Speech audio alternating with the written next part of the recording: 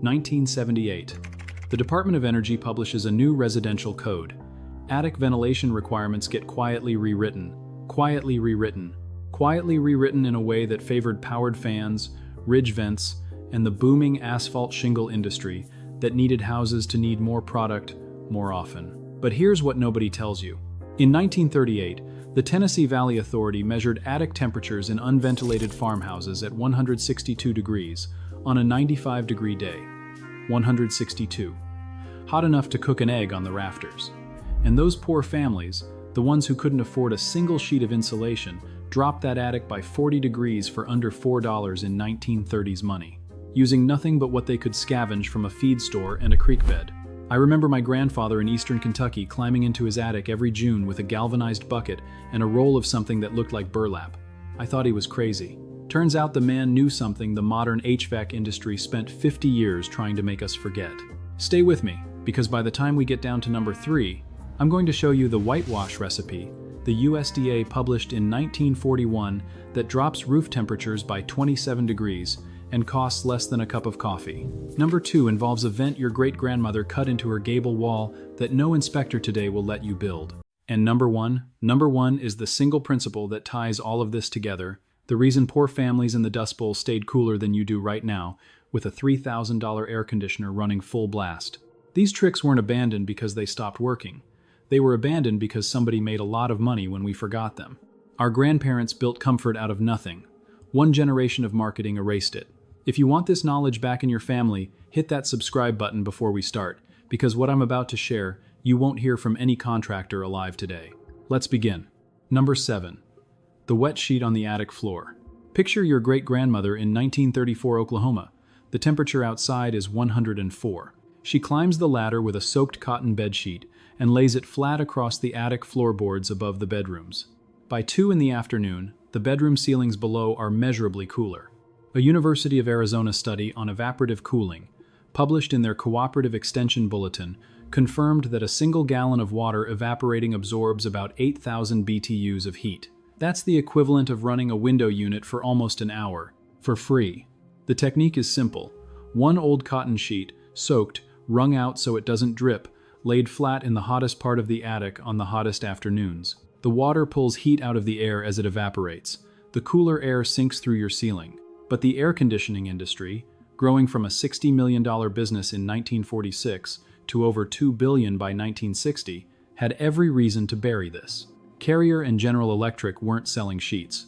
They were selling dependency on a compressor that needs electricity, freon, and a service call every other summer. It still works. It works in a mobile home, a ranch house, a Victorian. No permit required to put a wet sheet in your own attic. Number 6. The reflective tin roof underlay. Your grandfather in 1936 West Virginia would save every empty tin can, every piece of corrugated sheet metal he could find behind the hardware store. He'd flatten them with a wooden mallet and nail them shiny side up to the underside of his roof rafters. Crude, ugly, brilliant. Auburn University agricultural engineers later documented that a reflective barrier under a roof deck reflects up to 97% of radiant heat back out before it ever enters the attic space. The modern version costs about 30 cents a square foot at any building supply. A roll of radiant barrier foil, stapled shiny side down to the underside of your rafters, with a 1-inch air gap. That gap is the secret.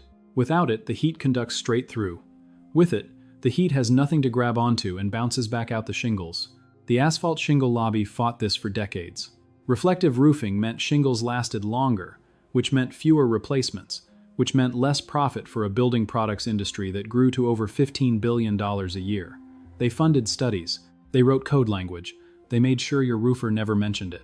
You can install it yourself in a weekend with a staple gun. No inspector will stop you because it's inside your own attic. Number 5. The soffit to ridge convection chimney. Your great-grandparents understood something every farmer knew. Hot air rises. If you give it a place to escape at the top, and a place for cool air to enter at the bottom, the attic ventilates itself with zero electricity.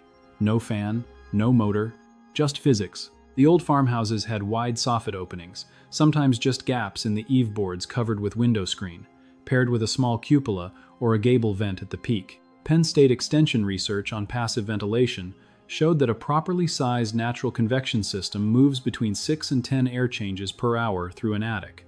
That's better than most powered attic fans sold today, which use 150 watts of electricity to do the same job your grandfather did with a chisel and a screen. The technique: open soffits at the eaves, 1 square foot of net-free area for every 150 square feet of attic floor. Maggie set opening at the ridge or the gable. The hot air leaves on its own. Cool air pulls in behind it. But the powered attic fan industry, an industry that didn't exist before 1960, convinced building codes and homeowners that you needed a motor to do what gravity does for free. Every fan sold meant another electrical circuit, another roof penetration, another warranty claim, a drill, some hardware cloth, and an afternoon. That's all it takes to restore what your grandfather built into the house from day one. Number 4. The sawdust and lime ceiling pack. Now, here's where it gets interesting. In 1931, the USDA Farmer's Bulletin number 1649 described a homemade attic insulation that families across the Great Plains used because they couldn't afford anything else. Sawdust, mixed with hydrated lime at a ratio of about 10:1, poured between the ceiling joists to a depth of 6 inches. The lime kept insects and rodents out. The sawdust trapped air, and trapped air is what insulation actually is. Ohio State University tested cellulose-based insulations in the 1970s and found the R value of packed sawdust to be roughly R2.5 per inch. 6 inches of it gives you R15. That's better than most attics built in the 1950s and 60s had from the factory. Your grandfather got his sawdust free from the local sawmill. Mills paid people to haul it away. A bushel of lime cost about 40 cents in 1935. The whole attic of a small farmhouse insulated for under $4. But the fiberglass industry, dominated by Owens Corning after 1938, needed every American attic to be a customer. They lobbied state building codes to require manufactured insulation with a printed R value label. Sawdust, no matter how well it worked, had no label, so it was made effectively illegal in new construction.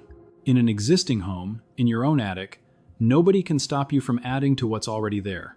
And cellulose insulation, which is just shredded newspaper treated with borate, is the direct modern descendant of what your great-grandparents poured by hand. This is the same generation, by the way, that never once asked permission to keep their own family comfortable. They just did it. Number 3. The lime whitewash on the roof and the attic underside. Here it is. The trick I promised you in the opening. 1941. The USDA published a bulletin on dairy barn cooling. They documented that a coat of lime whitewash applied to a galvanized or shingled roof reduced surface temperatures by an average of 27 degrees Fahrenheit on a hot summer day. 27 degrees. Off the roof itself, which means the attic underneath drops by 15 to 20. The recipe is almost free. 12 pounds of hydrated lime, 2 pounds of salt, 1 gallon of water, mixed to the consistency of heavy cream. Apply with a wide brush or a pump sprayer. One coat lasts an entire summer. Total cost today, about $3.70 from any farm supply store. Your grandmother used the same whitewash on the chicken coop, the smokehouse, the root cellar, and the south side of the barn. White reflects sunlight, dark absorbs it. A black asphalt shingle roof on a July afternoon hits 165 degrees. The same roof painted with lime wash sits at 138. That difference is the difference between an attic you can breathe in and an attic that's cooking your bedrooms. But the roofing industry will never recommend this. White elastomeric roof coatings, sold by the same shingle manufacturers, cost between $60 and $120 per 5-gallon bucket. They are essentially a chemically modified version of what your great-grandfather mixed in a wheelbarrow for less than the price of lunch. You can apply lime wash to a metal roof, a flat roof, even directly to the underside of your roof decking from inside the attic. Inside your own attic, no permit, no inspector, no code official will ever know. And the difference you'll feel in the upstairs bedrooms by the second week of July will make you wonder how we let this knowledge die. Now, before I get to number 2, I want to speak to the folks watching who are thinking, this is fine for somebody with a farmhouse, but I live in an apartment, or I live in a condo, or I rent a townhouse and I can't touch the attic.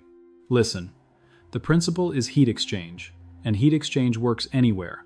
Here's your version. Get one of those Mylar emergency blankets from the dollar store. Costs you $1. Tape it shiny side out across the inside of your west-facing window during the afternoon hours. That single sheet of metallized plastic reflects about 90% of the solar radiation that would otherwise pour into your apartment between 2 and 6 p.m. when the heat is worst. Add one wet bath towel hung in front of an open window with a small fan behind it, and you've recreated the wet sheet evaporative cooling our grandparents used in the attic, scaled down to a one-bedroom apartment. Your electric bill will drop. Your bedroom will be 10 degrees cooler. Your landlord will never know. The grandparents never ask permission, neither should you. Number 2. The gable wall thermal chimney vent. Your great-grandmother, in a Pennsylvania farmhouse built in 1892, had a hand-cut opening in her west gable wall about 12 inches by 24 inches. Covered with a hinged wooden louver, she could open and close with a rope from the upstairs hallway. In the morning, she closed it. In the late afternoon, as the west wall heated up and the air inside the attic became superheated, she pulled the rope and the entire attic exhausted itself in about 90 seconds. Cornell University agricultural engineering documented this kind of operable gable venting in old farmhouse studies from the 1950s.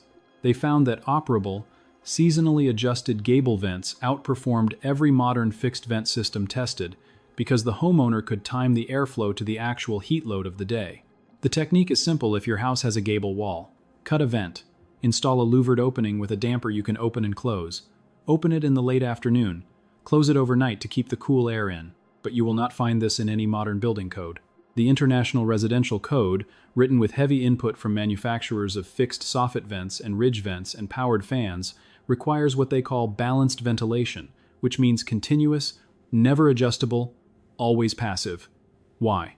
Because an operable vent is a one-time purchase.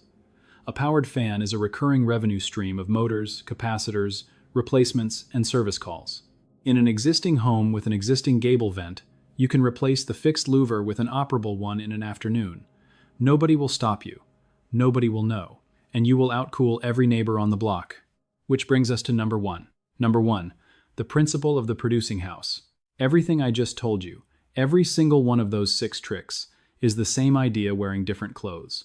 The wet sheet, the reflective tin, the convection chimney, the sawdust, the lime wash, the operable gable vent. They all share one thing in common. They make your house do the work, instead of making you pay somebody else's house to do the work for you. That is the principle the Great Depression generation lived by, and it is the principle the entire modern economy was built to destroy. Your grandfather's house produced its own cooling. It produced its own ventilation. It produced its own insulation, often from what other people threw away. His house was a worker. Your house, the way it was sold to you, is a consumer. It consumes electricity. It consumes refrigerant. It consumes service contracts and replacement parts and monthly utility payments that never end. The wet sheet gives you cooling without a bill. The reflective tin gives you a barrier without a contractor. The convection chimney gives you airflow without a motor. The sawdust gives you insulation without a label. The lime wash gives you a cool roof without a corporate coating. The operable vent gives you control without permission. Add them together and you have a house that takes care of you instead of a house that takes from you. That is what was taken from your family. Not just the techniques. The whole idea that a person of modest means could build a home that worked for him, instead of working for the home for the rest of his life. In 1935, a tenant farmer in Arkansas with a 4th grade education kept his family cooler in August than a software engineer in Phoenix does today with a $16,000 HVAC system. He did it for under $4. He did it because nobody had ever told him he couldn't. That knowledge is yours again. It belongs to your family. It always did. Now here's what I want you to do. Pick one. Just one. Don't try to do all 6 this summer. Maybe you mix up a batch of lime wash next Saturday and brush it on the south-facing side of your roof. Maybe you climb up this weekend with a staple gun and a roll of radiant barrier and put it on the underside of your rafters. Or maybe you start with the easiest one of all, soak an old cotton sheet, lay it flat on your attic floor on the next 95-degree day, and feel the difference in your bedroom by sundown. Then come down here and tell me in the comments which one you tried. And tell me, did your grandfather or your grandmother do any of these? Did you grow up in a house that stayed cool without air conditioning? I read every single comment, and the stories you all share are the reason this knowledge is coming back. If you want more of what the Depression generation knew, the recipes, the repairs, the ways they fed and heated and cooled and protected their families on almost no money, subscribe to this channel. We are a growing group of people putting back together what was taken apart. And next time, I'm going to show you the root cellar design, a Nebraska homesteader built into the side of a hill in 1932 that kept potatoes fresh until the following May, with no electricity, no refrigeration, and a building material the USDA later admitted outperformed concrete. You will not want to miss that one. Take care of your family. The old way still works.